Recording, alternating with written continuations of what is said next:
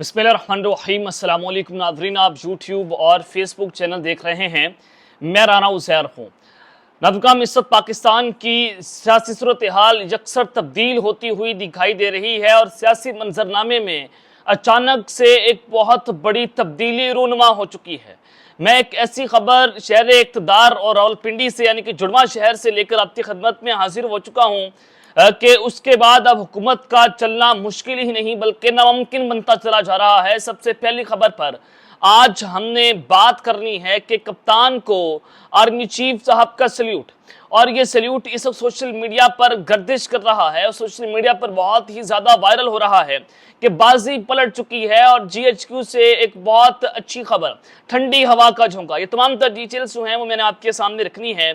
और फिर दूसरी जानिब आज मियां नवाज शरीफ साहब जो हैं वो भी कप्तान के कदमों तले ढेर हो चुके हैं। आज वो भी रोना पिटना डाल रहे थे। आज उनकी बड़े अरसे के बाद स्टेटमेंट्स जो हैं वो सामने आई हैं, उसका भी पोस्टमार्टम करना है। और अचानक से जनाब इस तरह की स्टेटमेंट्स आ जाना, तो ऐसा लग रहा है कि अब सियासी तौर पर शरीफ खानदान में सफ़े मातम बिछने जा रहा है। ये तमाम तर डिटेल्स मैंने आपके सामने रखनी है। और फिर दूसरी जानिब किर्गिस्तान में पाकिस्तानी जो मेडिकल स्टूडेंट्स के तलबा तलबात हैं वो जनाब इस वक्त बड़ी मुश्किल में फंस चुके हैं और किर्गिस्तान की जो सूरत हाल है वो मजीद खौफनाक तरीन हो चुकी है। वहां से कुछ लेटेस्ट अपडेट्स इस वक्त सामने आई हैं। पिछले व्लॉग्स में भी मैंने आपको कुछ अहम तरीन तफसीलात बताई थी, कैसे रियासती टाउट यहाँ पर झूठ बोल रहे हैं, हमारी हुकूमत झूठ से सहारा ले रही है। अब जनाब नई खबरें इस वक्त सामने आ रही हैं, कुछ वीडियोस इस वक्त हमें मौसूल हुई हैं, वो जनाब मैं स्क्रीन पर चलवाऊंगा। लेकिन अगर आपने चैनल को सब्सक्राइब नहीं किया, चैनल सब्सक्राइब कर लें, बेल आइकन को दबा दें, आने वाली तमाम तरह अपडेट्स आपकी खिदमत में बर वक्त पेश होती रहें।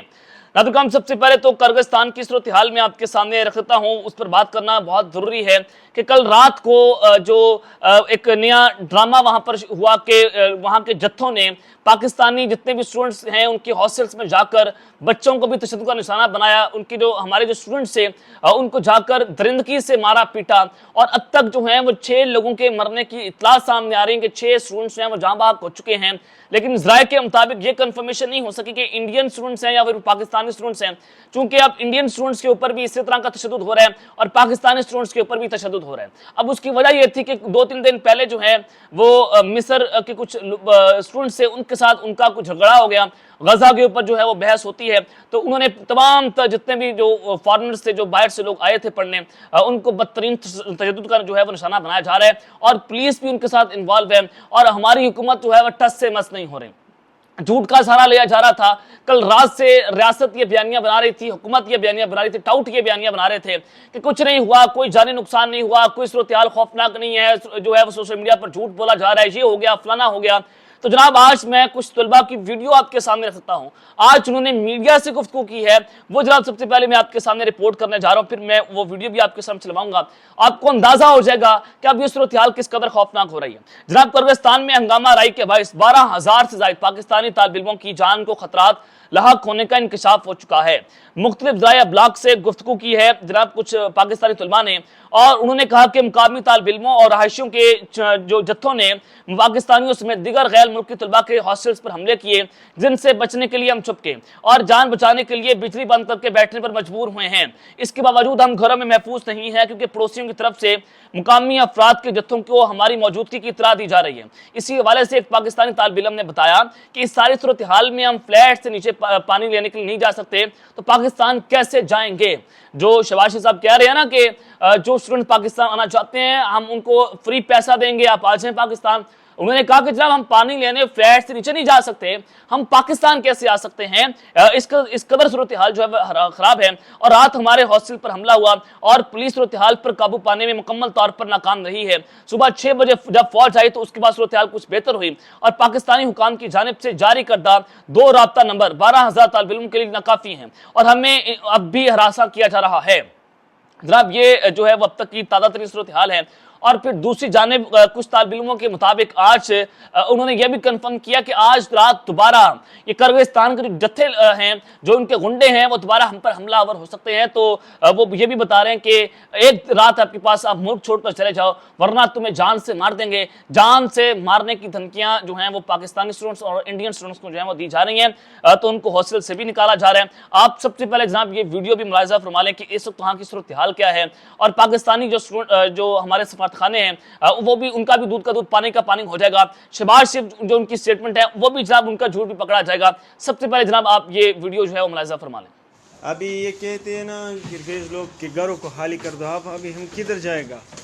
अभी तुम खुद बताओ ना एम्बेसी साहब, तुम खुद बताओ कि अभी हम किधर जाए? हम 4 बंदे नॉर्मल जख्मी है, हम बंदे तबाह हो गए। तुम देख लो, ये जो है ना सारे बंदे को अभी कहते कि बाहर निकलो। अभी हम सारे बाहर निकाल रहे हैं, बाहर बारिश शुरू है, अभी हम क्या कर ले?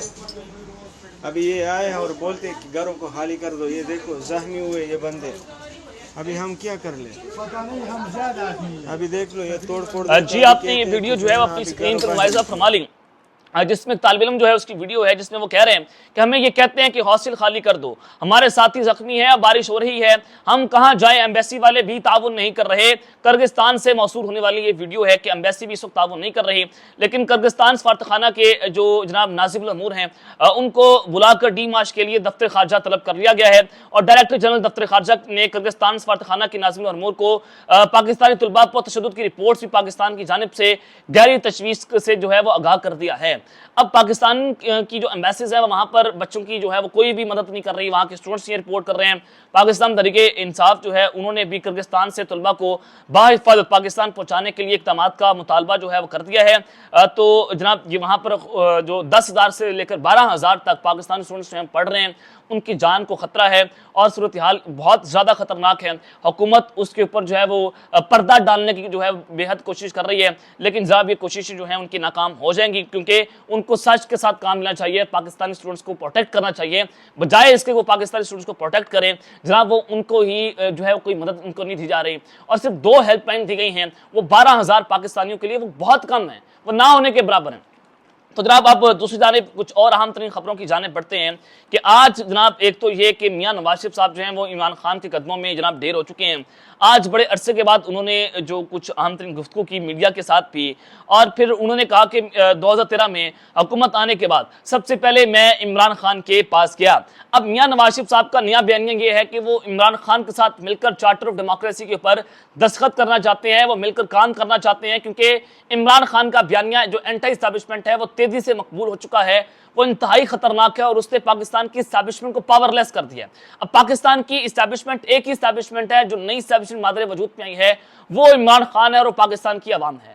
तो लिहाजा मियां नवाज शरीफ साहब ये चाहते हैं कि वो इमरान खान को साथ मिलाएं और वो जो एंटी इस्टेब्लिशमेंट बयानिया है वो अपने पास ले लें और आवाम के अंदर मकबूल हो जाए। लेकिन ये जो अब यूथ है ये ग्रेजुएट है, अब आप इन ग्रेजुएट स्टूडेंट से जो है मुकाबला नहीं कर सकते, आप इनको अपना मंजर नहीं बेच सकते। पाकिस्तान तब्दील हो चुका है, ये 4-5 साल वाला पहले वाला पाकिस्तान नहीं है कि आप लंदन चले गए तो आपको पाकिस्तान का कुछ अता पता नहीं था। जब मियां नवाज शरीफ साहब पाकिस्तान दोबारा लैंड हुए हैं तो आपको अंदाजा हो जाना चाहिए कि पाकिस्तान का जो पॉलिटिकल लैंडस्केप है वो मुकम्मल तौर पर तब्दील हो चुका है। इसमें किसी शरीफ खानदान की जो है वो अब जगह बाकी नहीं रही, किसी जरदारी खानदान की जगह बाकी नहीं रही, बल्कि अब एक ही शख्स यहाँ पर रूल कर रहा है, उसका नाम इमरान अहमद खान न्यासी है। ये पाकिस्तान की बिटर रियलिटी भी है, ये सियासी हकीकत भी है और आपको उसको तस्लीम करना पड़ेगा। मियां नवाज शरीफ साहब ने कहा कि मैं उस वक्त इमरान खान के पास गया, 35 पंचर वाली बात दुरुस्त नहीं है। इमरान खान से कहा कि पाकिस्तान के लिए सब मिलकर चलें। इमरान खान के कहने पर 15 दिन में बनी गाला वाली जो है वो सड़क बनवा दी और उसके बाद सब लोग लंदन पहुंच गए और साजिश को तैयार कर लिया गया। उन्होंने कहा कि दिल से बात कर रहा हूं कि मेरी अपनी कौम से गिला है। गिला क्या है कि एक वज़ीर आज़म को नाअहल किया गया और कौम खामोश रही।